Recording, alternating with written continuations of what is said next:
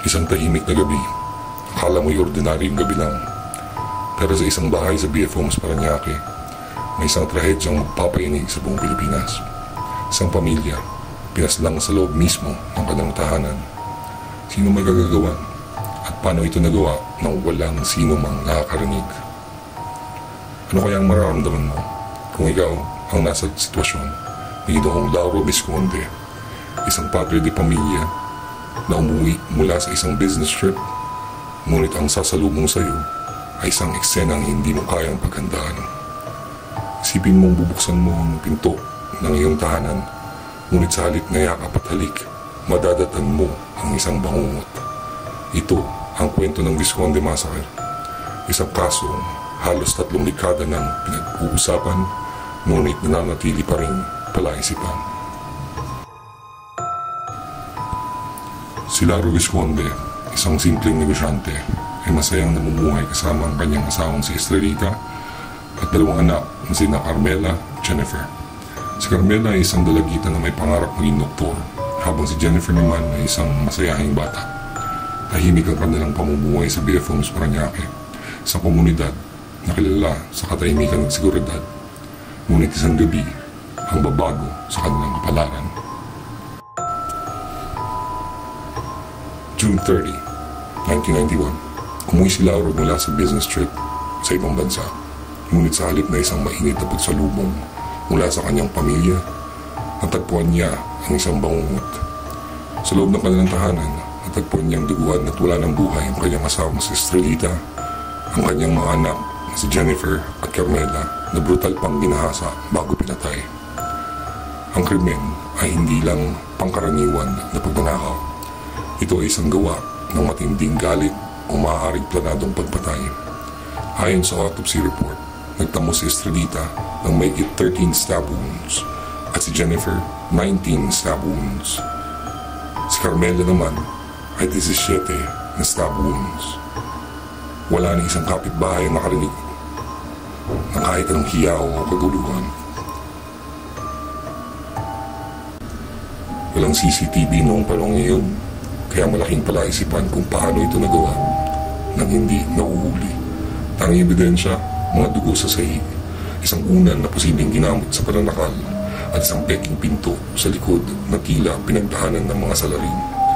Lumakas ang teorya na hindi ito gawa ng isang tao lamang, kundi isang grupo ng mga kalalakihan.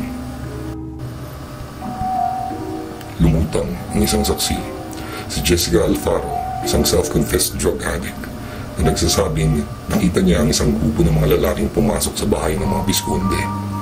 Ayon sa kanyang testimonya, si Hubert Webb, anak ng isang dating senador na si Freddie Webb, ang namuno sa grupo.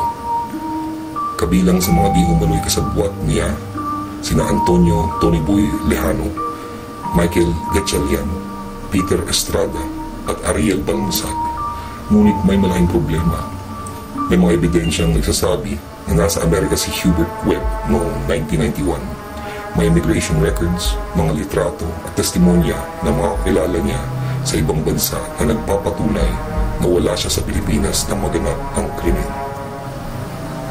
Sa kabila ng mga malabas na depensa, hinatulan ng guilty sina Hubert Webb at ilan pang kasamahan niya noong 1995. Si Lauro Visconde na umaasa sa hustisya ay naniniwala na sa wakas nagtagumpay na rin siya. Ngunit hindi doon natatapos ang kwento. Lumalabas sa DNA test na natagpuan semen sample sa katawan ni Carmela Visconde. At ito ay hindi tugma sa DNA ni Hubert Webb o sa iba pang akusado. Ito ang nagdulot ng malaking tanong, kung hindi sila ang salarin, sino ang tunay na pumatay sa pamilyang Visconde? Noong 2010, matapos ang halos 2 dekadang pagkakakulong, napawalang sala si Hubert Webb at iba pang mga akusado dahil sa kakulangan ng ebidensya. Maraming nagdiwang, ngunit para kay Lauro Visconde, isa itong panibagong dagok dahil bumalik siya sa simula, walang kasagutan at walang hustisyang natamo.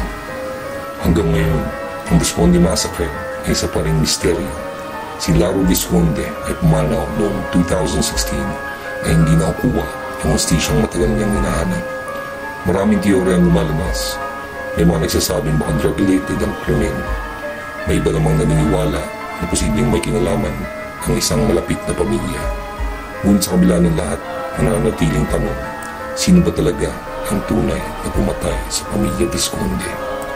Kung ang tunay na salarin ay hindi pa rin natutukoy, ibig sabihin ba nito ay maaaring malaya pa rin siyang gumagala sa lansangan? Paano kung hindi lang ito ang naging biktima niya? Ang kasong ito ay patunay na hindi lahat ng sagot ay madaling matagpuan. Sa itong paalala, sa likod ng bawat misteryo, may pamilya at buhay na naapektuhan. Kung sa tingin nyo, hustisya na ba ang nagwagi o may tinatag pampalihim? Comment nyo sa baba ang inyong opinion. Ako si Magsig. At kung gusto nyo ng mga ganitong kwento, don't forget to like and subscribe and share with your friends hanggang sa susunod nating misteryo.